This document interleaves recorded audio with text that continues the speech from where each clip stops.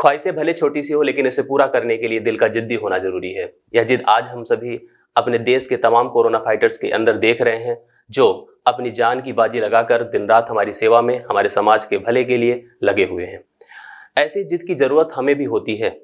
अगर हमें अपने सपनों को अंजाम देना होता है, हमें भी एक कर्मयोद्धा की तरह अपने कर्तव्यों का निर्वाह करना होता है, समाज में अपना गौरव बढ़ाना होता है, अपने घर परिवार की स्थिति को मजबूत करना होता है। ऐसे के लिए हमारे अंदर भी एक बहुत बड़ी जिद होनी चाहिए।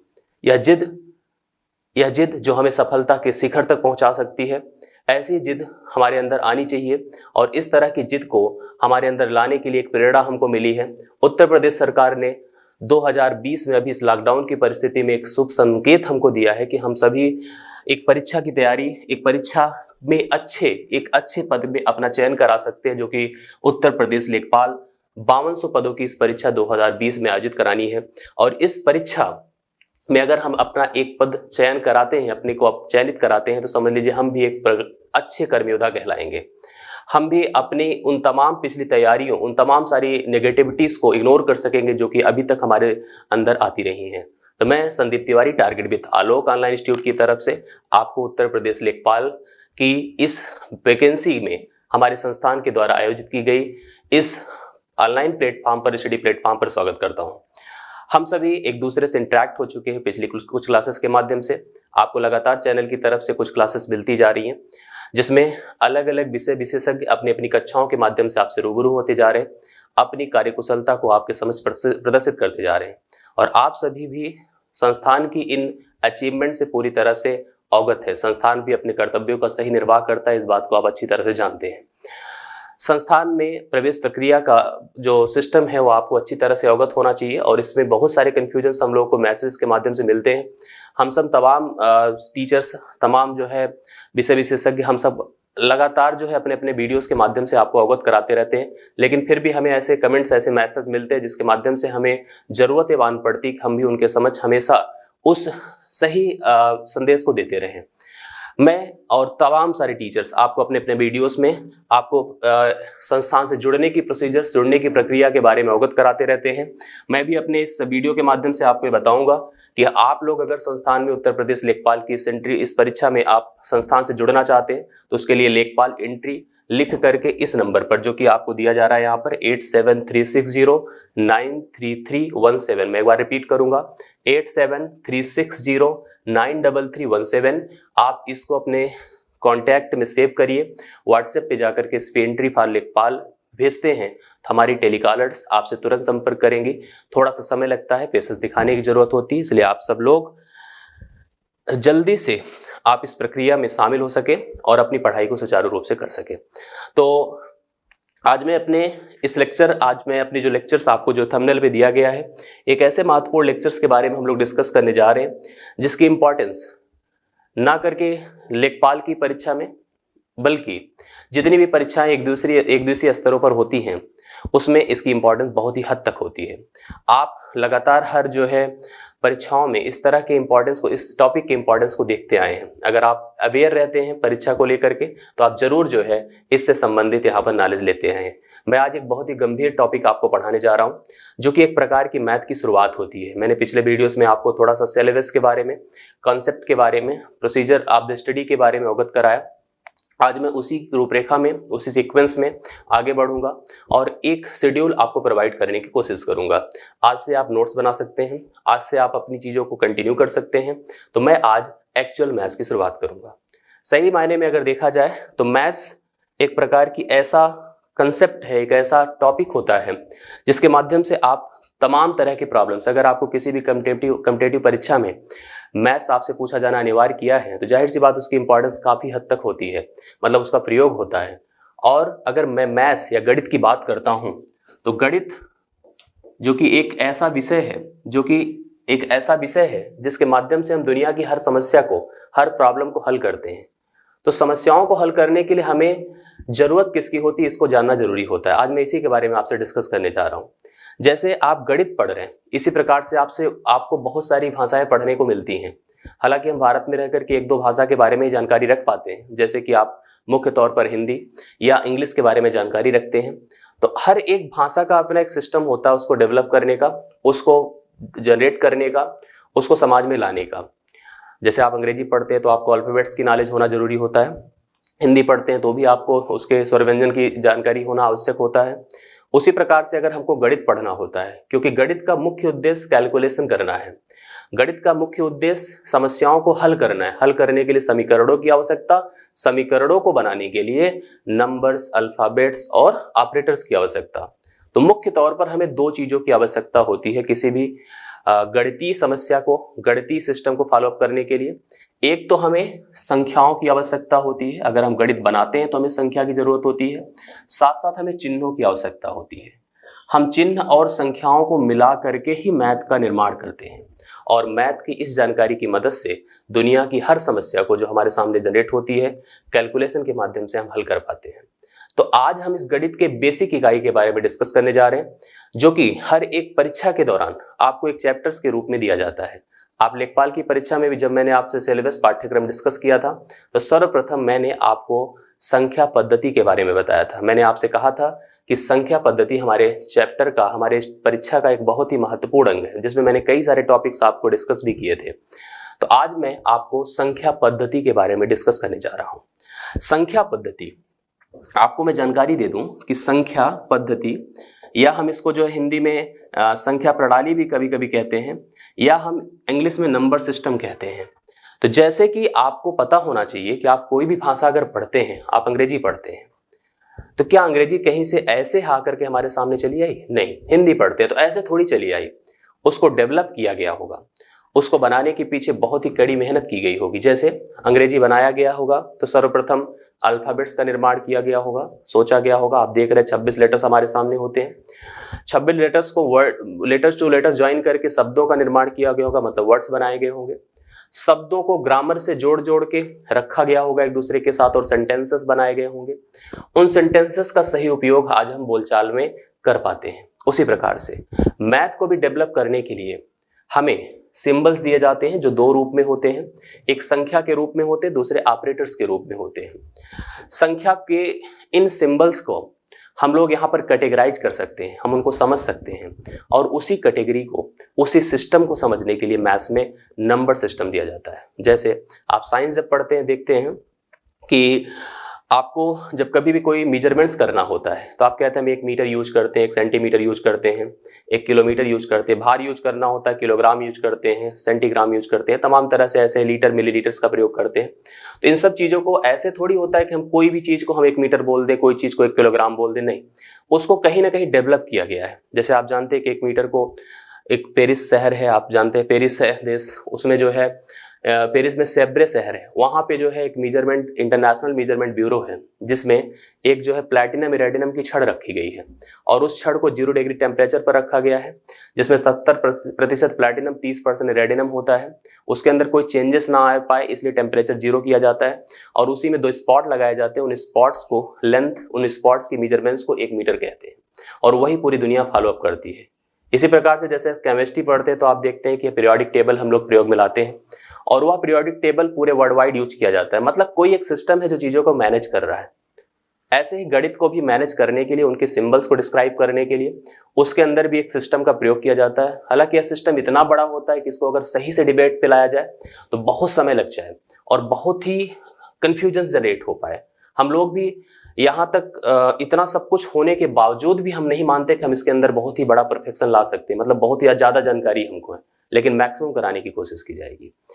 तो मैं आज आपको इसी संख्या प्रणाली, इसी संख्या पद्धति के बारे में डिस्कस करने जा रहा हूं। तो संख्या पद्धति की कुछ चीजें, जैसे मैं आपको यहाँ पर बहुत सारी चीजें अपने से प्लान करके रखा हूं जिससे कि आपको समझ आया ना हो। नंबर सिस्टम, जिसको हम संख्या प्रणाली कहते हैं, मुख्य तौर पर गणित का प्रयोग बहुत ही अलग अलग इन्वायरमेंट में किया जाता है। सामान्य तौर पर किया जाता है जिसमें हमारी कैलकुलेशन पावर उतनी बड़ी नहीं होती है।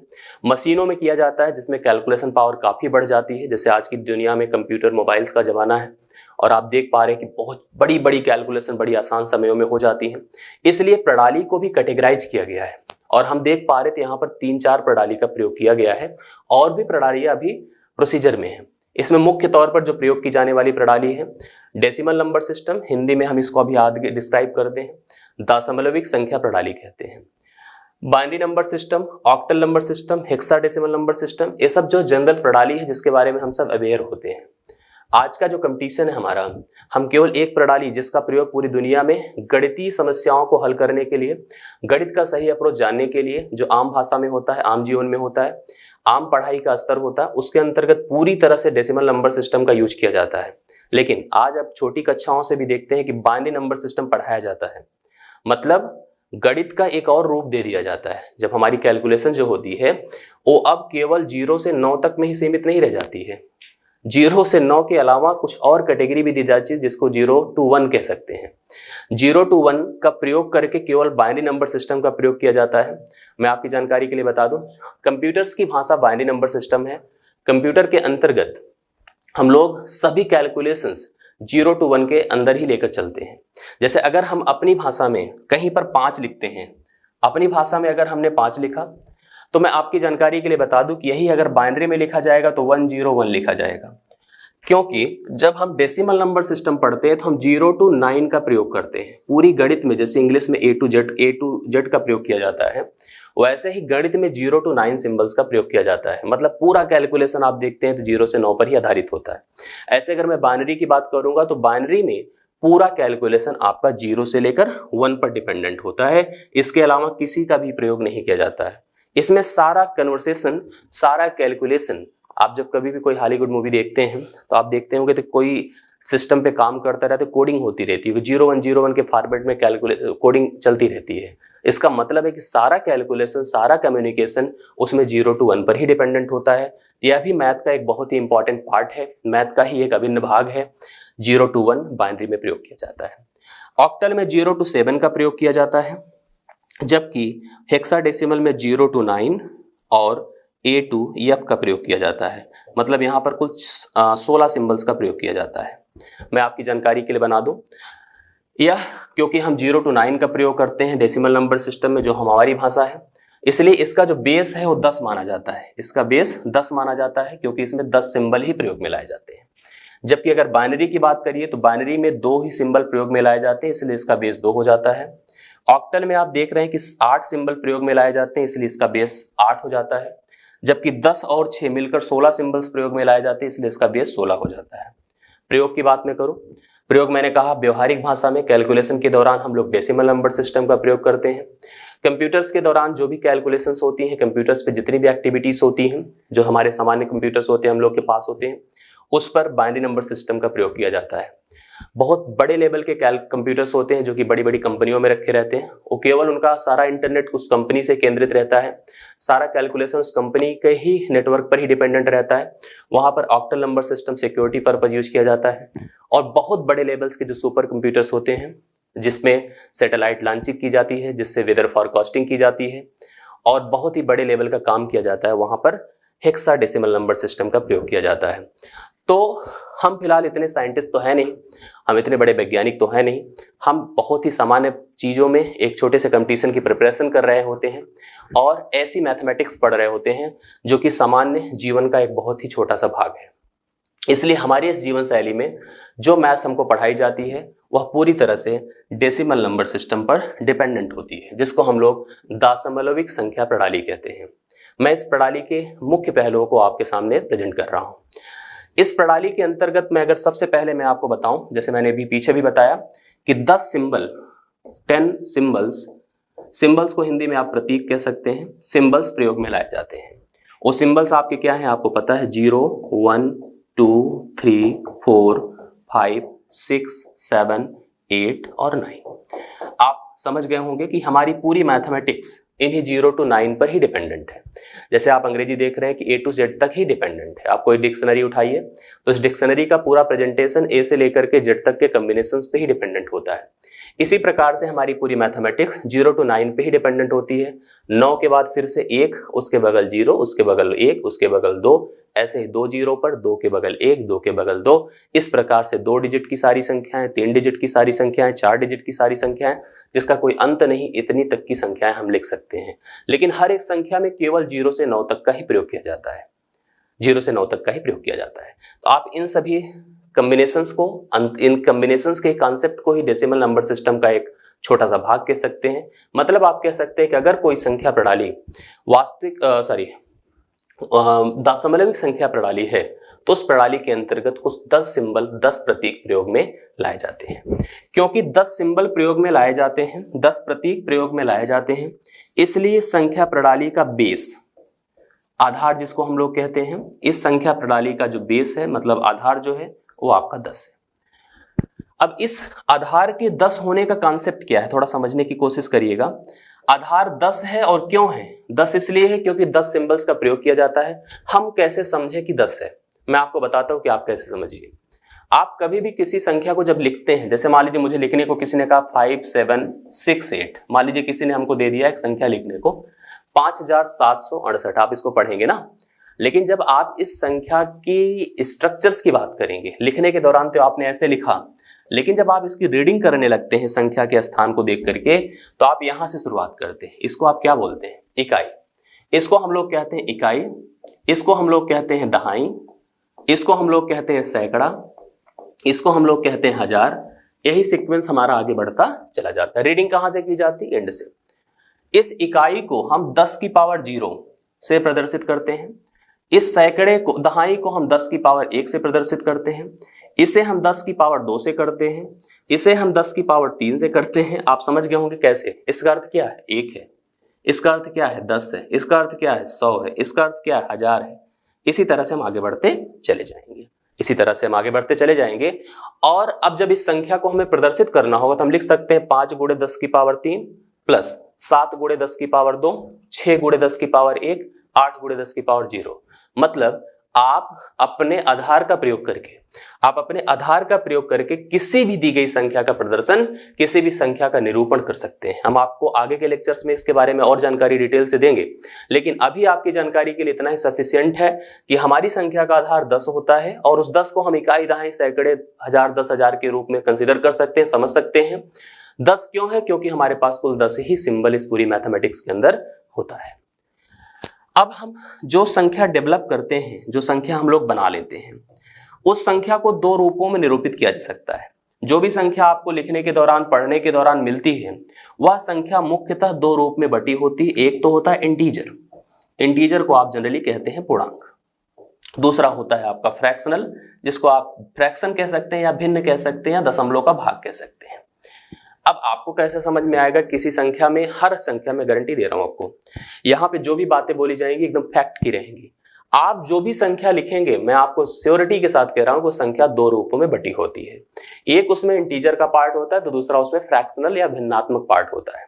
आप कैसे समझेंगे? जैसे मान लें आपसे कहा कि 100 लिखिए, आपने लिखा 100, क्या यह 100 सही है? लिखा गया? नहीं। क्यों नहीं है? क्योंकि जब आप कभी इस तरह की संख्या को लिखते हैं, आप थोड़ा सा अपनी बैंक की पासबुक डिटेल देखिए। पासबुक की एंट्री में आप देखेंगे तो 100 अगर लिखा होगा, 100 के बाद ऐसे 0.00 लिखा होगा। मतलब संख्या 2 रूपों में बटी है, 2 भागों में, दशमलव के पहले का भाग और दशमलव के बाद का भाग। दशमलव के जो पहले का भाग है वह इंटीजर मतलब वह पूर्णांक कहलाता है, जबकि दशमलव के बाद का भाग फ्रैक्शनल या भिन्न कहलाता है। दशमलव के बाद का भाग फ्रैक्शनल या भिन्न कहलाता है। अब जब डायरेक्ट कोई संख्या हमारी जैसे 100 लिखी होती है, तो 100 क्योंकि दशमलव के बाद 00 कंटेन कर रहा है, इसलिए यह प्योरली इंटीजर होता है, पूर्णतया पूर्णांक होता है। कभी कभी आप देखते हैं कि एक संख्या ऐसे लिखी है 0.125। अब यह संख्या क्योंकि इसमें इंटीजर का भाग 0 है, इसलिए यह प्योरली फ्रैक्शनल नंबर है, पूर्णतया भिन्न संख्या है। जबकि अगर मैं 100.125 लिख देता हूं, तो यह जो संख्या हमारे सामने बनकर आई, यह संख्या एक कंप्लीट रिप्रेजेंटिंग नंबर है, जो कि इंटीजर भी इंक्लूड कर रही है और फ्रैक्शनल पार्ट भी इंक्लूड कर रही है। तो मेरे कहने का अर्थ यहां पर इतना ही था कि संख्या के सही प्रदर्शन की जानकारी होना हमारे लिए आवश्यक है। तो संख्या के सही प्रदर्शन के लिए हमें इंटीजर समझना और फ्रैक्शनल समझना हमारा सबसे रिक्वायर्ड टर्म होता है। तो मैंने आपको बताया कि हम जो संख्याएं लिखते हैं इस प्रणाली के अंतर्गत, उन संख्याओं को मुख्य रूप से 2 भागों में बांटा जाता है, एक तो इंटीजर, दूसरा फ्रैक्शनल पार्ट। आगे बढ़ेंगे। अब हम क्योंकि दशमलविक संख्या प्रणाली पढ़ रहे हैं, लेकिन यह दशमलविक संख्या प्रणाली आपको ऐसे ही नहीं मिलती है। आप जब भी कोई कैलकुलेशन करने लगते हैं या कोई क्वेश्चंस आपको दिया जाता है, तो संख्याओं का अलग अलग तरीका आपको दिया जाता है। कभी कभी दशमलव लगा के दिया जाता है, कभी कभी बिना दशमलव की संख्या दी जाती है, कभी धनात्मक दी जाती है तो कभी ऋणात्मक दी जाती है। तो कभी आपको जो है भिन्नात्मक दी जाती है, अलग अलग रूपों में संख्याएं दी जाती हैं और हम उनको अलग अलग तरह से हल करने के दौरान अलग अलग नियमों का पालन भी करते हैं। इसलिए करते हैं क्योंकि वो संख्याएं अलग लगती हैं। उन संख्याओं को समझना हमारी सबसे रिक्वायर्ड, सबसे बेसिक चीज है। तो अगर हम उनको अच्छी तरह से समझ लेते हैं तो बहुत सारी प्रॉब्लम से दूर हो सकते हैं। और सबसे बड़ी चीज, हम जिस परीक्षा को फोकस कर रहे हैं उस परीक्षा में उनके फैक्ट, मतलब उनकी प्रॉपर्टी, जो उनके सिद्धांत हैं जिसको हम डिटेल से डिस्कस करेंगे उनके बारे में, उनसे संबंधित 1 से 2 प्रश्न आपकी परीक्षा में पूछे जाते हैं। ये जो वीडियोस हैं ये बहुत ही इंपॉर्टेंट है क्योंकि ये सिद्धांत पे डिपेंडेंट है और सिद्धांत से संबंधित प्रश्नों को पूछा जाना अनिवार्य होता है। तो इसलिए आवश्यक है उन संख्याओं के प्रॉपर क्लासिफिकेशंस को समझना। मतलब हम संख्याओं का वर्गीकरण करने जा रहे हैं, संख्याओं का वर्गीकरण, संख्याओं का क्लासिफिकेशन करने जा रहे हैं। मुख्य तौर पर हम अपने मैथमेटिक्स की जितनी भी संख्याएं होती हैं, आप उन सभी संख्याओं का एक नाम दे सकते हैं, उन सभी संख्याओं को एक नाम से इंडिकेट कर सकते हैं और उस संख्याओं के उस नाम को हम कहते हैं कॉम्प्लेक्स नंबर। हिंदी में इसको सम्मिश्र संख्या कहा जाता है। आप में से जितने भी 12th में मैथ्स बैकग्राउंड के होंगे उनको अच्छी तरह से आइडिया होगा what about the complex number, कि वास्तविकता में सम्मिश्र संख्या क्या है। तो सम्मिश्र संख्या ही संख्याओं का सही रूप है, मतलब आप किसी भी संख्या को सम्मिश्र कह सकते हैं। इसलिए जब भी हम कैटेगरी की बात करते हैं तो हम कहते हैं भैया जितनी भी संख्याएं हैं सबकी सब कॉम्प्लेक्स नंबर हैं, लेकिन इन सभी कॉम्प्लेक्स नंबर को 2 रूपों में बांटा जा सकता है। कभी कभी डेफिनेशंस दी जाती है, सम्मिश्र संख्या बराबर रियल संख्या प्लस इमेजिनरी संख्या, वास्तविक संख्या प्लस काल्पनिक संख्या का रूप ही होता है सम्मिश्र संख्या। इसका मतलब जितनी भी सम्मिश्र संख्याएं लिखी गई हैं उनको 2 रूपों में बांटा जा सकता है, एक तो वास्तविक संख्या, दूसरी काल्पनिक संख्या। थोड़ा सा समझने की आवश्यकता है क्या होती है रियल नंबर और क्या होती है इमेजिनरी नंबर। तो सबसे पहले मैं डिस्कस करता हूं अबाउट द रियल नंबर। समझिएगा, पहली चीज आपकी परीक्षा के लिए इंपॉर्टेंट प्रयोग करने को मिलेगा आपको, इसको हम सबसे पहले कैपिटल आर से प्रदर्शित करते हैं। कैपिटल आर है, इसका मतलब वास्तविक संख्या का कलेक्शन है। दूसरी बात डिफिनीशंस की करते हैं, लेकिन डिफिनीशंस को हम अलग अलग तरह से समझते हैं तो ज्यादा बेहतर तरीके से आप समझ पाएंगे। जैसे मैं इस रियल नंबर को इंडिकेट करूंगा यहां पर, मैं इस रियल नंबर को आपको मैं बताऊंगा डिफिनीशन के माध्यम से, तो आप डिफिनीशन को पहले समझिए। अगर हम पहले मैंने क्या बताया कि संख्या को प्रदर्शित किया जाता है कैपिटल आर से। अब डिफिनीशंस की अगर मैं कहूंगा तो कहूंगा कि एक संख्या समूह जिसे हम संख्या रेखा पर प्रदर्शित कर सके वह वास्तविक संख्या कहलाती है। बहुत बड़ी बात है, यहाँ पे डिफिनीशन ही सबसे बड़ी चीज को, सबसे बड़े टर्म्स को इंक्लूड कर रहा है। इवन मैं अपनी जानकारी के आधार पर मैं आपको ये कहूंगा कि जितनी भी संख्याएं आपको दी जाती हैं कैलकुलेशन के दौरान, जितनी भी संख्याएं आपको दी जाती हैं किसी भी प्रकार की मैथमेटिकल कॉन्सेप्ट के दौरान, उस सब की सभी वास्तविक संख्याएं ही होती हैं। जबकि मैंने ऊपर क्या बताया कि सभी संख्याएं सम्मिश्र होती हैं, मतलब सभी सम्मिश्र हैं, लेकिन सभी को मैं वास्तविक कहूंगा। मैं इसका पूरा क्लासिफिकेशन आपको अभी समझा दूंगा और इस पूरे फैक्ट को आप सीख पाएंगे, सारे कंफ्यूजन आप दूर कर पाएंगे। तो डिफिनेशन के दौरान मैंने कहा इन सबको कैपिटल आर से प्रदर्शित किया जाता है। आप कैपिटल आर से प्रदर्शित करते हैं तो मैंने डिफिनेशंस में आपको कहा कि संख्या रेखा पर प्रदर्शित की जाने वाली सभी संख्याओं को वास्तविक संख्या कहते हैं। देखिए संख्या रेखा में यहां पर मिड में 0 होता है, इधर 1 2 3 टिल द इन्फिनाइट ऐसे बढ़ता रहता है, -1 -2 टिल द माइनस इन्फिनाइट, ये ऐसे बढ़ता रहता है। अब इस संख्या रेखा पर प्रदर्शित जितनी भी संख्याएं हैं वो सब की सब संख्याएं आपकी वास्तविक संख्याएं हैं। जितनी भी संख्याएं वो सब की सब क्या हैं, वास्तविक संख्याएं हैं। इसमें आप देख पा रहे हैं मिड में 0 होता है, मिड में 0 होता है। इधर बढ़े तो आपको धनात्मक पॉजिटिव संख्याएं नजर आई, इधर बढ़े तो आपको ऋणात्मक नेगेटिव संख्याएं नजर आई। 0 खुद में न्यूट्रल है, जैसे आपने सुना होगा इलेक्ट्रॉन होता है प्रोटॉन नाभिक के अंदर, न्यूट्रॉन होता है। इलेक्ट्रॉन आपका नेगेटिव चार्ज कंटेन करता है, प्रोटॉन आपका पॉजिटिव चार्ज करता है, जबकि न्यूट्रॉन बैलेंस जनरेट करता है वह न्यूट्रल होता है, उसके पास कोई चार्ज नहीं होता है। इसी तरह से यहाँ पर 0 है जो कि बैलेंस जनरेट करता है, नेगेटिव और पॉजिटिव को डिवाइड करता है 2 भागों में, इधर का भाग नेगेटिव, इधर का भाग पूरा का पूरा पॉजिटिव। अब ये जो संख्या रेखा है एक इतना बड़ा कलेक्शन है कि आप जो संख्या कहिए वो संख्या इस पर प्रदर्शित की सकती है। मतलब किसी भी क्वेश्चन का सारा पार्ट नंबर के दौरान वो सब कुछ यहीं पर होता है, कोई भी आंसर सेट इसी पर अवेलेबल होता है। आपको मैं और जानकारी दूं कि अब जब हम संख्या रेखा पर संख्याओं का प्रदर्शन कर पा रहे हैं वो सब वास्तविक कहला रही हैं, इसमें और क्या क्या फैक्ट हो सकते हैं। सबसे पहली चीज, एक वास्तविक संख्या से दूसरी वास्तविक संख्या के बीच अनंत वास्तविक संख्याएं प्राप्त की जा सकती हैं। बहुत बड़ा फैक्ट है, किसी भी एक संख्या वास्तविक संख्या से दूसरी वास्तविक संख्या के बीच में अनंत वास्तविक संख्या प्राप्त की जा सकती हैं। उसको कैसे समझेंगे आपको मैं बताता हूं। जैसे आप अगर जैसे स्केल देखते हैं, स्केल में आपसे कोई कहता है कि 1 सेंटीमीटर 2 सेंटीमीटर ड्रॉ करिए, लेंथ 2 सेंटीमीटर आपने बना दिया। आपसे कोई कहे 2.4 सेंटीमीटर बना दीजिए, आप बना देते हैं। कोई कहेगा 2.43 सेंटीमीटर बना दीजिए, संभव नहीं होता है। उसी तरह से जैसे 0 और 1 की मैं बात करूं, देखिए 0 यहां पर है, 1 यहां पर है। आप किसी भी डिवीजन को, चाहे स्केल का डिवीजन देखिए चाहे घड़ी का डिवीजन देखिए, आप एक संख्या से दूसरी संख्या को 10 इक्वल डिविजन्स में बांटा जाता है, साइंस का पार्ट है। 10 इक्वल डिविजन्स में कुछ इस तरह से लाइन 4 1 2 3 4 ऐसे बटी होती है। अब इसको हम 0.1 कहेंगे, इसको हम 0.2 कहेंगे। अब फिर से इसको 10 इक्वल डिविजन्स में आप बांट सकते हैं, ऐसे 1 2 3 4 1 2 3 4। फिर से 0.11 कहेंगे, 0.12 कहेंगे। अब ये ऐसे अनंत तक बढ़ता रहेगा, कभी भी इसका एंड नहीं हो सकता है। इसलिए हम लोग कहते हैं किसी भी एक वास्तविक संख्या से दूसरी वास्तविक संख्या के बीच में अनंत वास्तविक संख्याएं होती हैं। मैंने आपको एक जानकारी दी कि जितनी भी संख्याएं सब वास्तविक हैं। किसी एक वास्तविक संख्या से दूसरे वास्तविक संख्या के बीच में अनंत वास्तविक संख्याएं पाई जा सकती हैं। इसका मतलब 0 के तुरंत बाद 1 नहीं होता है। यह जो गैप है यह इंक्लूड करता है अनंत संख्याओं को, यह जो गैप है इंक्लूड करता है अनंत संख्याओं को। इसलिए यहां पर एक रेंज डेवलप की जाती है, एक जो है एरिया जनरेट किया जाता है। ये हो गई हमारी वास्तविक संख्याएं। बात हम करते हैं काल्पनिक संख्याओं की। अब देखिए वास्तविक संख्याएं और काल्पनिक संख्याएं एक बहुत बड़ा भ्रम है। जैसे कि हमारे जीवन का डिवीजन अगर किया जाए तो 2 प्रकार से हमारे जीवन का डिवीजन किया जा सकता है, एक रियल वर्ड, दूसरा इमेजिनरी वर्ड। जैसे कहते हैं ना, जो चीजें संसार में अवेलेबल हो सकती हैं, जो चीजें आप जिस चीजों से आप डायरेक्टली इंटरेक्ट कर सकते हैं, वह सब तो वास्तविक संसार का भाग है। लेकिन जिन चीजों को आप केवल कल्पना में सोच सकते हैं वह आपके काल्पनिक संसार का भाग है। उसी से मैथ्स का बैकग्राउंड लिया गया है।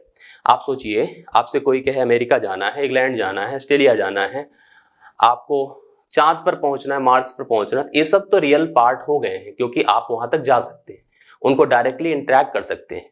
लेकिन अगर आपसे कोई कह देता है कि आप मर के स्वर्ग चले जाइए, मर के नरक में चले जाते हैं, तो क्या आप इसको डायरेक्टली इंटरेक्ट कर सकते हैं?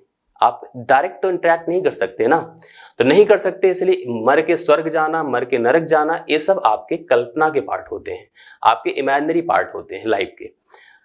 अब अगर कोई मर के स्वर्ग जाए, लौट के आए, बताए हमको कि ऐसा ऐसा वहां होता है, तो हम ऑब्जर्व करें तो समझे कि हमें यह रियल पार्ट है हमारी, अदरवाइज रियल पार्ट नहीं है, इमेजिनरी पार्ट है।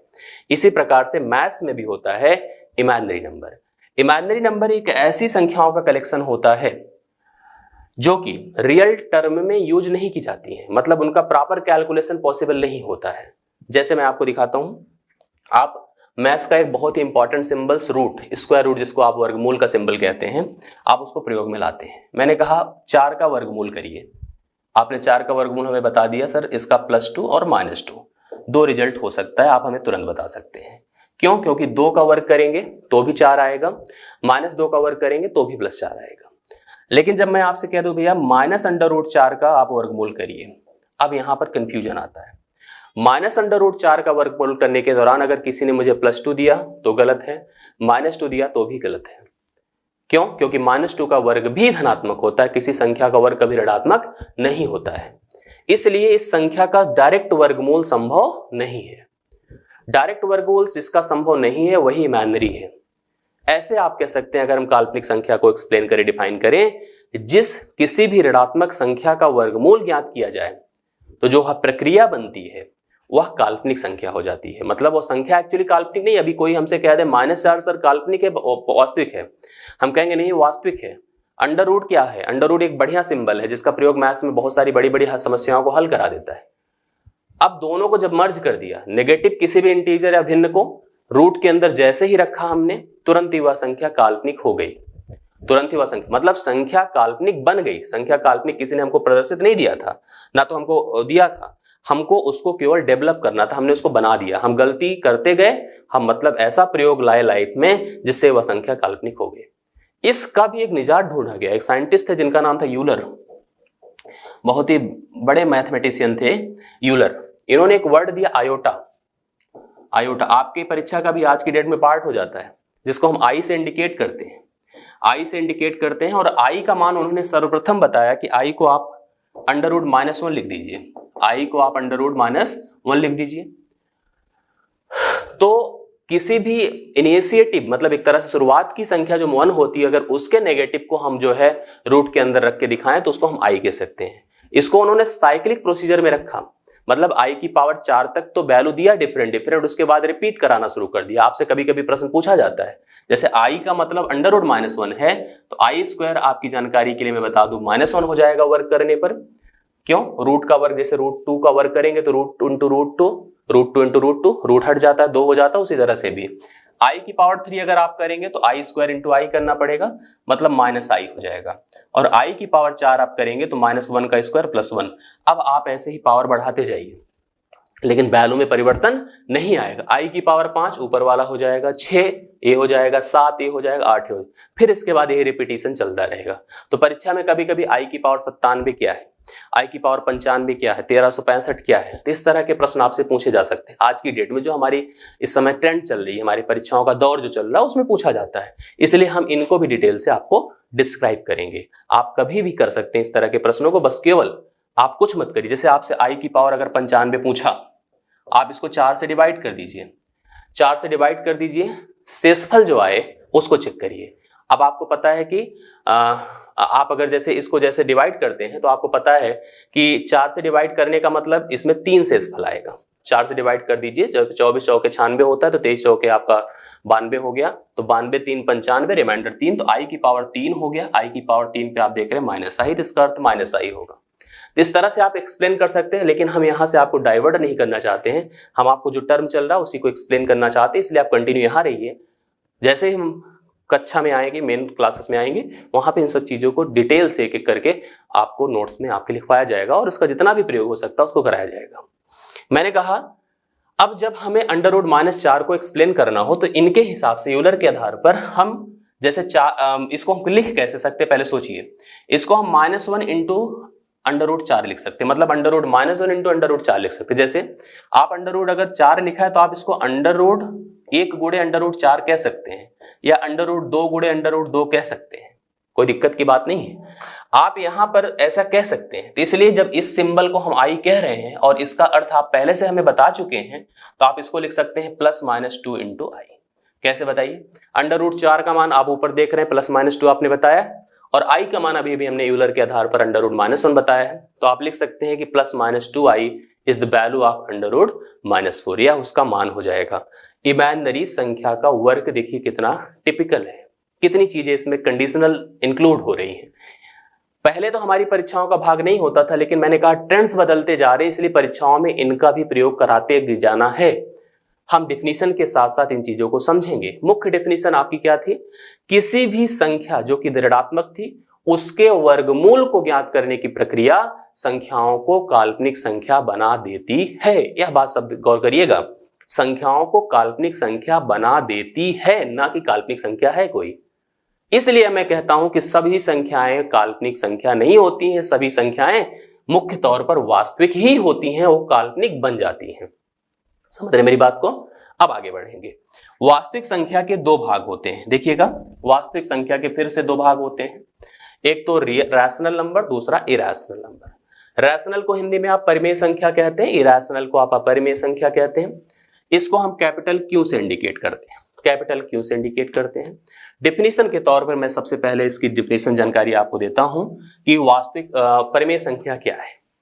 समझिएगा सब लोग, कोई भी संख्या, इसकी जो डेफिनेशन आमतौर पर आपको बताई जाती है उसमें मैं आपको इतना लिखाता हूं, किसी भी संख्या जिसको हम P/Q के रूप में लिख सके, जहां पर पहली जानकारी दी जाती है, जहां पर P और Q दोनों इंटीजर से बिलोंग करते हो, दोनों पूर्णांक हो। अभी मैं पूर्णांक नहीं डिस्कस किया हूं, लेकिन पूर्णांक भी समझा देता हूं। लेकिन एक जानकारी और हमको मस्ट कर देता है कि Q का मान कभी भी शून्य नहीं होना चाहिए। मतलब कभी भी किसी संख्या को अगर हम भिन्न के रूप में लिख सकें, अंश बटा हर के रूप में लिख सकें, और उसमें एक जानकारी हमारी कंपलसरी है कि हर का मान कभी भी शून्य के बराबर ना हो, तो वही संख्या आपकी परिमेय संख्या कहलाती है। मैं आपको अपनी श्योरिटी के साथ कहता हूं, अगर कोई संख्या है हर संख्या को जो भी आप कैलकुलेशन के दौरान प्रयोग में लाते हैं, सभी संख्याओं को आप P बटा Q के रूप में जरूर लिख सकते हैं। आप लिख कर देखिए। आपने कहा 5 है, हम कह भैया 5 नहीं है, 5 बटा 1 है। आप कह रहे हैं कि 2 है, हम कह रहे हैं 2 बटा 1 है। -1 बटा 2 है, 4 बटा 5 है, 0.5 है, तो आप कहेंगे सर इसको 1 बटा 2 लिख सकते हैं। 3 बटा 5 है, 1 बटा 3 है, 22 बटा 7 है। आप किसी भी संख्या की बात करिए, सभी संख्याओं को P बटा Q के रूप में लिखा जा सकता है। कहीं भी Q का मान शून्य नहीं है, यह सभी की सभी संख्याएं आपकी परिमेय संख्या कहलाएंगी। अब यहां पर बात होती है शून्य की। शून्य मतलब शून्य बटा समथिंग।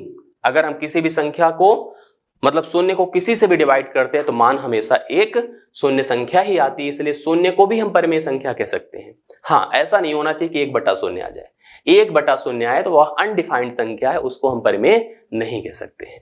तो मैंने आपकी जानकारी के लिए आपको बता दिया कि आमतौर पर जितनी भी वास्तविक संख्याएं हैं उनको हम मुख्य रूप से परिमेय संख्या ही कहते हैं। जैसे मैंने कहा, सभी लगभग सम्मिश्र संख्याएं आपकी वास्तविक होती हैं, वो तो काल्पनिक बन जाती हैं। उसी प्रकार से आमतौर पर जितनी भी वास्तविक संख्याएं होती सबकी सब परिमेय हो जाती हैं। कुछ संख्याएं आपकी अपरिमेय बन जाती हैं। उन अपरिमेय संख्याएं जो बन जाती है उनकी डेफिनेशंस मैं आपको देना चाहूंगा कि अपरिमेय संख्या क्या है। कुछ लोग कहते हैं सर जो परिमेय नहीं हो अपरिमेय, तो इससे हमको नहीं मतलब है, हमको सही डिफिनेशंस की आवश्यकता है। सही डिफिनेशंस यहां पर यह है कि कहा जाता है कि जो संख्याएं नॉन डिविजिबल हो, नॉन टर्मिनेटिंग हो। टर्मिनेटिंग का अर्थ होता है कटे ना, नॉन टर्मिनेटिंग हो। दूसरा नॉन रिपीटिंग हो, नॉन रिपीटिंग हो मतलब आवर्ती ना हो।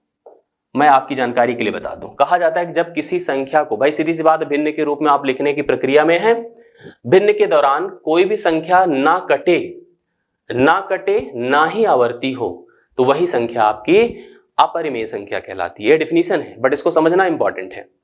नॉन टर्मिनेटिंग का अर्थ समझिए पहले। जैसे अगर आप कह दो कि टर्मिनेटिंग और नॉन टर्मिनेटिंग को थोड़ा समझ लीजिए, बाद में हम इसको भिन्न में समझाएंगे, लेकिन अभी भी आपकी जानकारी के लिए मैं थोड़ी बातें आपको बता दूं कि टर्मिनेटिंग और नॉन टर्मिनेटिंग को एक्सप्लेन कैसे करते हैं। कटना दो प्रकार से होता है, एक प्योरली टर्मिनेटिंग होता है, एक पार्शली टर्मिनेटिंग होता है। जैसे कि आप 15 को 3 से भाग दें, 15 को 3 से भाग दें तो आपको पता है 3 5 15, 5 जाके कंप्लीटली टर्मिनेट हो जा रहा है। आप 15 को जब 4 से भाग देंगे तो भैया 4 से भाग देने पर संख्या पूरी तरह से नहीं कटेगी, 3.75 आएगा, लेकिन इसको भी हम टर्मिनेटिंग ही कहते हैं। मतलब दशमलव के बाद चीजें रुक जाएं तो उसको भी टर्मिनेटिंग ही कहते हैं। यह आपका पार्शली टर्मिनेटिंग है। कभी कभी संख्याएं जैसे आप 10 को 3 से भाग देते हैं तो आपको पता है 3.3333333 ये अनंत तक ऐसे बढ़ता रहेगा, कभी भी रुकेगा नहीं। इसको हम कहते हैं नॉन टर्मिनेटिंग। अब यह कटा नहीं है, तो इसलिए आप दिमाग में रख लीजिए कि जब भी भाग दिया जाएगा किसी भी संख्या को किसी भी संख्या से, तो हर संख्याएं हमेशा 3 प्रकार के टर्मिनेशन जनरेट करेंगी। एक तो पूरी तरह से कट जाएंगी, या दशमलव के कुछ अंकों के बाद कटेंगी, या कभी नहीं कटेंगी। और जो कभी नहीं कटेंगी वह संख्याएं हमेशा रिपीटिंग हो जाएंगी। क्या हो जाएंगी? रिपीटिंग। रिपीटिंग को कहते हैं आवर्ती होना। जबकि इसकी डिमांड क्या है? संख्या ना तो कटे, तो ये दोनों कैटेगरी गायब कर दीजिए, ये तो कभी अपरिमेय नहीं हो सकते, हमेशा परिमेय रहेंगे। ना ही आवर्ती हो, जबकि मैं कह रहा हूं कि जितना ना कटेंगी सब आवर्ती हो जाएंगी, लेकिन वो कह रहा हमको आवर्ती नहीं चाहिए। तो इस तरह से आप ऐसे समझ लीजिए कि कोई भी भिन्न अपरिमेय नहीं हो सकता, कोई भी भिन्न अपरिमेय नहीं हो सकता। बात समझिएगा मेरी, क्योंकि मैंने कहा कि अगर भिन्न है तो जाहिर सी बात है भाई एक ऐसा भी भिन्न है, जैसे 5 लिखा है, 5/1। अब बताओ इसमें टर्मिनेट होने की आवश्यकता क्या है? किसी के घर में अगर एक ही वारिस हो तो उसके घर की प्रॉपर्टी का बंटवारा होगा, कोई जरूरत नहीं है। हाँ, लेकिन 5/2 होता तो जरूर काटने की बात आती। घर में 2 वारिस हो गए तो 5 रुपए की प्रॉपर्टी को 2 लोगों में बांटा जाएगा, तो टर्मिनेट होने की आवश्यकता आई। जब यह टर्मिनेट होगा 2 रूपों में बटेगा, या तो पूरी तरह से कटेगा या दशमलव के कुछ अंकों के बाद कटेगा, और नहीं कटेगा तो 100% रिपीटिंग हो जाएगा। तो जब रिपीटिंग हो गया तो इरेशनल की प्रॉपर्टी तो खत्म हो गई, इरेशनल नहीं बनेगा। इतना दिमाग में रख लीजिएगा। तो इरेशनल एक्चुअली है क्या? इरेशनल भी वही चीज है जैसे कि अभी हमने जबरदस्ती इमेजिनरी बना दिया था, उसी तरह से जबरदस्ती इरेशनल बना देंगे। कैसे? समझिए। अब अगर जैसे जो रिक्वायरमेंट इसकी है तो कह रहा ना कटे ना आवर्ती हो, ऐसा तभी संभव है जब हम वर्गमूल ज्ञात करें, और वो भी किसका, नॉन परफेक्ट स्क्वायर नंबर्स का। नॉन परफेक्ट स्क्वायर नंबर्स मतलब 1 को छोड़कर, 4 को छोड़कर, 9 को छोड़कर, 16, 25, 36, 49, 64, तो आप समझ गए होंगे किसको छोड़कर। जो डायरेक्ट किसी के वर्ग होते हैं, जो पूर्ण वर्ग होते हैं, उनको छोड़कर किसी भी संख्या के वर्गमूल को ज्ञात करने की प्रक्रिया संख्याओं को अपरिमेय संख्या बना देती है। तो मतलब √2 हो गया, √3 हो गया, √4 छोड़ दीजिएगा, √5 हो गया, √6 हो गया, √7 हो गया, √8 हो गया, 9 को छोड़ दीजिएगा, 10, 11, 12, 13, 14, 15, 16 छोड़ दीजिएगा। तो इस तरह से किसी भी संख्या का वर्गमूल जब ज्ञात आप करने जाएंगे तो संख्याएं अपरिमेय संख्या बन जाएंगी। देखिए रूट ने कितना बड़ा डिवीजन जनरेट किया। एक तो सबसे पहले उसने अपरिमेय काल्पनिक बना दिया था, अभी यह अपरिमेय बना दे रहा है। मुख्य तौर पर सभी कॉम्प्लेक्स वास्तविक हैं, काल्पनिक बन गए थे, मुख्य तौर पर सभी वास्तविक परिमेय हैं, अपरिमेय बन गए हैं। आप समझ गए होंगे आप लोग। अब अगर हमारी ये संख्याएं आप जो परिमेय अपरिमेय के रूप में आप समझ पाए हैं, तो परिमेय के फिर 2 भाग हो जाते हैं। मैं आपको समझाता हूं, देखिएगा। परिमेय के फिर 2 भाग हो गए, एक तो आपका भिन्नात्मक भाग हो गया, दूसरा आपका इंटीजर हो गया। कैसे समझिए, अब आप जैसे मान लीजिए नंबर लाइन पे हैं, तो नंबर लाइन पे ये देखिए नंबर लाइन थी जो वास्तविक संख्याओं की थी, और मुख्य तौर पर इस सब की सब परिमेय होती हैं, इसलिए मैं इनको ही ऐसे डायरेक्टली बता रहा हूं। ये जो कलेक्शन है, ये जो कलेक्शन है, इस कलेक्शन में जो जो विजिबल है, जो जो दिख रहा है, आप उसको उठाइए तो सबके सब पूर्णांक है। और जो उनके बीच का गैप है, जिसके बीच मैंने कहा नहीं था कि अनंत संख्याएं होती हैं, वो सब गैप वाली संख्याएं भिन्न संख्याएं हैं, वो सब गैप वाली संख्याएं भिन्न संख्याएं हैं ना। तो इंटीजर को हम सबसे पहले तो सिंबल का नाम दे दें, इसे हम आई से या तो जेड से इंडिकेट करते हैं। आई से करते हैं या तो जेड से, कहीं आई सिंबल दिखा तो इंटीजर है, जेड सिंबल दिखा तो इंटीजर है। बाकी अगर मैं इसके डेफिनेशंस की बात करूं तो डेफिनेशंस में यहां 0, 1, 2, 3 so on plus infinite, -1, -2, -3 so on minus infinite. यह कलेक्शन, अभी समझिएगा रेंज नहीं है, इसमें और इसमें जमीन आसमान का अंतर है। कभी कभी हम क्लास में जब पूछते हैं तो सब छात्र यही कहते हैं, सर ए ओ दोनों एक ही तो हैं। भैया एक नहीं है, इसमें हम जो दिख रहे हैं वही लाए हैं, उसमें दिख रहे नहीं दिख रहे सब इंक्लूडेड हैं। तो बहुत बड़ा सेट है, ये बहुत छोटा सेट है एक तरह से देखा जाए तो। यह एक सेट है, वह रेंज है, ये दिमाग में रखिए आप लोग। तो आप ऐसे समझिए जो उसमें दिख रहा था उसको उठा लिया तो वही आपका पूर्णांक हो गया।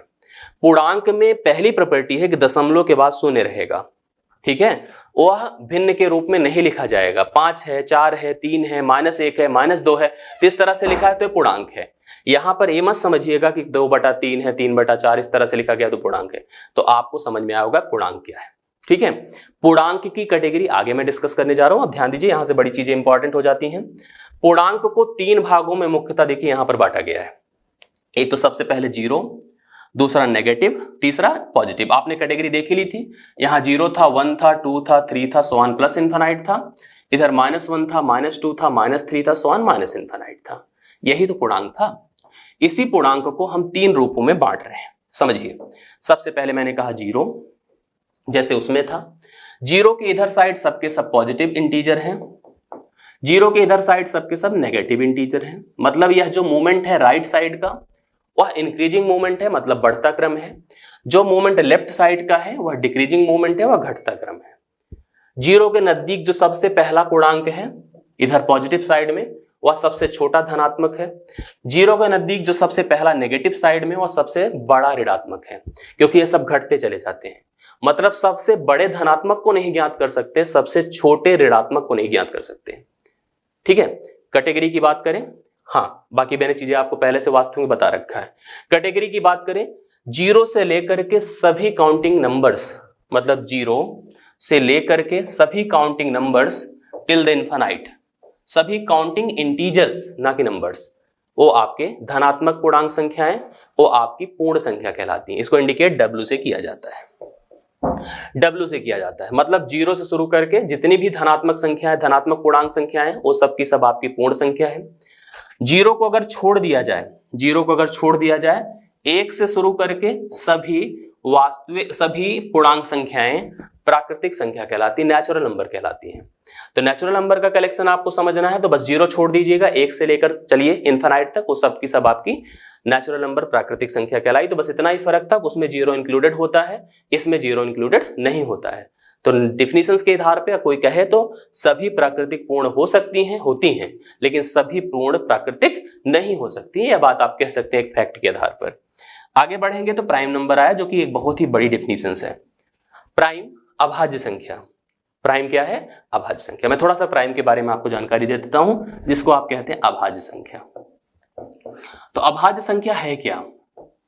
अभाज्य संख्या सबसे पहली चीज तो धनात्मक है, याद रखिएगा, मैंने कैटेगरी में वैसे भी लिख रखा है। कोई कहते हैं कि सर अभाज्य संख्या वह संख्या है जो किसी से ना कटती हो, अपने और एक के अलावा किसी से ना कटती हो, अभाज्य है। यही सही है, लेकिन इसके आधार पर हम चीजों को प्रॉपरली जनरलाइज नहीं कर सकते, ये बात आपको जानकारी में रखना है। मैं आपकी जानकारी के लिए बता दूं कि दुनिया की जितने भी संख्याएं होती हैं उनके 2 गुणनखंड तो फिक्स होते हैं, एक और खुद। आप चाहे जो संख्या ले लो, आपको 2 गुणनखंड तो फिक्स दिखने ही दिखने हैं। जैसे 1 दिखेगा और 2 दिखेगा, 1 दिखेगा और स्वयं संख्या, 2 गुणनखंड तो फिक्स है। बीच के अगर किसी और गुणनखंड को आप प्राप्त कर पा रहे हैं तो अभाज्य नहीं है। इसका अर्थ है कि एक ऐसी संख्या जिसके केवल 2 गुणनखंड ही संभव हों, 2 गुणनखंड हो वही अभाज्य है, 2 गुणनखंड हो वही अभाज्य है। अब अगर मैं जैसे शुरुआत अगर करूं तो शुरुआत देखिए, कंफ्यूजन यहां भी आता है, लोग के दिमाग में रहता है 1, सबसे पहले लोग शुरू करते हैं, कहते हैं सर 1 खुद से कटती है और 1 से कटती, बाकी किसी से नहीं कटती है। लेकिन आपकी जानकारी के लिए बता दूं, 1 के पास 2 गुणनखंड नहीं होता। सेट के आधार पर अगर देखा जाए, काउंटिंग में 1 ही गुणनखंड उसके पास होता है, इसलिए 1 को अभाज्य की कैटेगरी में नहीं रखा जाता है। शुरुआत कहां से होती है? 2 से। 2 एक ऐसी संख्या है जो कि सबसे पहली अभाज्य संख्या, सबसे छोटी अभाज्य संख्या है। और अभी मैंने सम विषम नहीं बताया, लेकिन ये भी मैं बता दूं अभी कि 2 सबसे छोटी अभाज्य संख्या है और केवल ऐसी एक संख्या है जो कि सम संख्या भी होती है। मतलब सम संख्याओं में यही एक संख्या है जो कि अभाज्य होती है, इसके अतिरिक्त कोई भी संख्या अभाज्य नहीं होती है।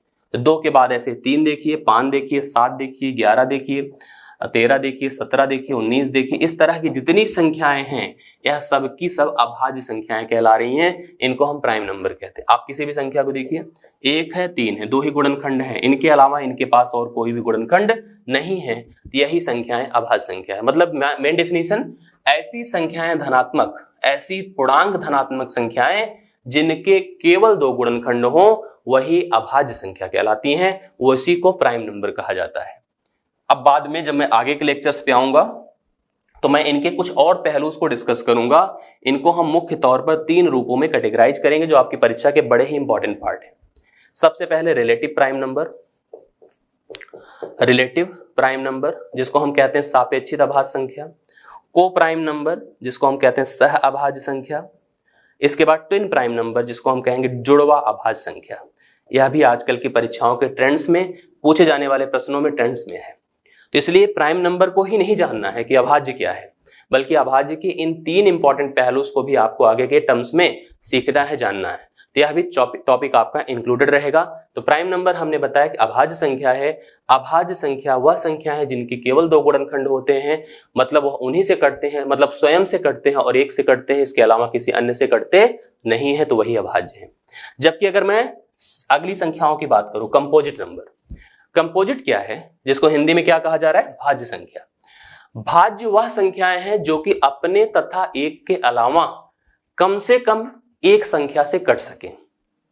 मतलब ऐसे कह दीजिए, इसके कम से कम 3 गुणनखंड होते हैं। कितने? 3 गुणनखंड होते हैं। भाज्य की बात मैं करूं, तो भाज्य मैंने कहा इसके कम से कम 3 गुणनखंड होते हैं। एक ऐसी संख्या जिसके कम से कम 3 गुणनखंड हो वही भाज्य है। जैसे 4, देखिए 1 से कटा, 4 से कटा, 7 7 2 से भी कटा ना, 3 गुणनखंड हो गए। 6 देखिए, 1 से कटा, 6 से कटा, 2 से भी कटा, 3 से भी कटा, तो हो गया ना भाज्य। अब भाज्य हुआ कि नहीं हुआ?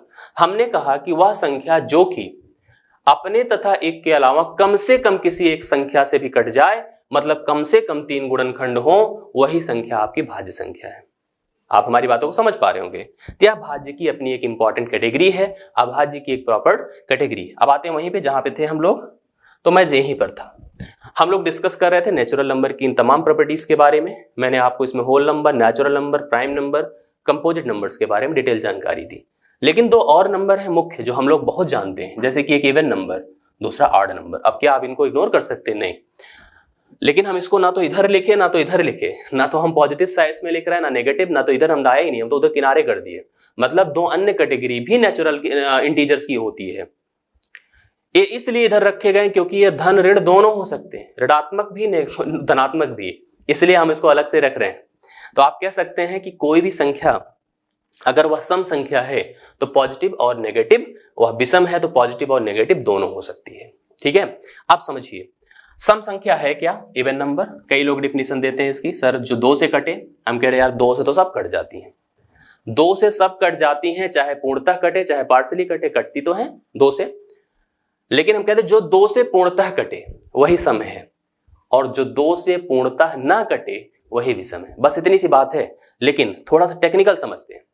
जिसके अंत में 0, 2, 4, 6 या 8 आए, कोई संख्या उठाइए जिसके अंत में 0, 2, 4, 6 या 8 आए, वही संख्या आपकी सम संख्या है। ठीक है, अब वह इसका मतलब है कि वह सम संख्या और 2 से पूर्णतः कट जाएगी। जब हम लोग डिविजिबिलिटी पढ़ते हैं, भाज्यता का नियम, तो वहां यह बात बताई जाती है कि 2 की भाज्यता यहीं से चेक होती है कि अगर किसी संख्या के अंत में 0, 2, 4, 6, 8 आ रहा है तो वह संख्या 2 से कट जाती है। 2 से ना कटती है तो इसके लिए उसके अंत में 1, 3, 5, 7 या 9 होना चाहिए। अगर किसी संख्या को कहा जा रहा है कि वह 2 से ना कटेगी, मतलब वह विषम है, तो उसके अंत में 1, 3, 5, 7, 9 का होना जरूरी है। तो यह बात आपको समझ में आई होगी कि सम क्या है, विषम क्या है, और कैटेगरी मैंने अलग जगह क्यों बनाया, यह भी बात आपको समझ में आई होगी। तो इस तरह से आप इस पूरे स्ट्रक्चर को, इस पूरे क्लासिफिकेशंस को समझे होंगे। थोड़ा सा गहराई है, लेकिन अगर ईमानदारी से आप पूरी बातों को बैठकर पढ़े होंगे तो आपको हर बात समझ में आई होगी। मैं जाते जाते एक स्ट्रक्चर आपको देते जा रहा हूं, जिस स्ट्रक्चर में इस पूरे लेक्चर्स को, इस पूरे टर्म्स को एक्सप्लेन किया गया है। वह स्ट्रक्चर आपके लिए काफी बेनिफिशियल होगा। अगर आप इसकी पूरी जानकारी लेना चाहते हैं तो इस स्ट्रक्चर को अपनी कॉपी में बनाइए, जिसमें हर एक बात को प्रॉपरली कैसे दिया गया है। देखिए डेफिनेशंस तो हर जगह होती है, लेकिन यह अप्रोच आपके दिमाग में होना चाहिए कि कॉम्प्लेक्स नंबर क्या है, डिविजन्स कैसे उसके हुए, फिर अगला डिविजन्स किसका हुआ, फिर अगला डिविजन्स किसका हुआ, इस तरह से कौन क्या कैटेगरी बना रहा है, यह सारी बातें हमने इस स्ट्रक्चर के माध्यम से आपको दी है। आप जब अगले लेक्चर्स में आएंगे हमारे साथ, हम इनसे संबंधित कुछ महत्वपूर्ण प्रश्न, इंपॉर्टेंट क्वेश्चंस ऐसे लाएंगे जो कि वास्तव में परीक्षाओं में पूछे गए या उनके पूछे जाने की संभावनाएं बहुत ज्यादा है। तो आज का लेक्चर, मुझे पूरी उम्मीद है कि आप इस टॉपिक को समझ पाए होंगे। नंबर सिस्टम के इस बेसिक पहलू को आपके जहन में हम रखने में कामयाब हुए होंगे। इसी उम्मीद के साथ मैं आज का लेक्चर समाप्त करता हूं। अगले लेक्चर्स में हम इससे संबंधित अगला पार्ट कंटिन्यू करेंगे। तब तक के लिए बहुत बहुत धन्यवाद। Thank you so much.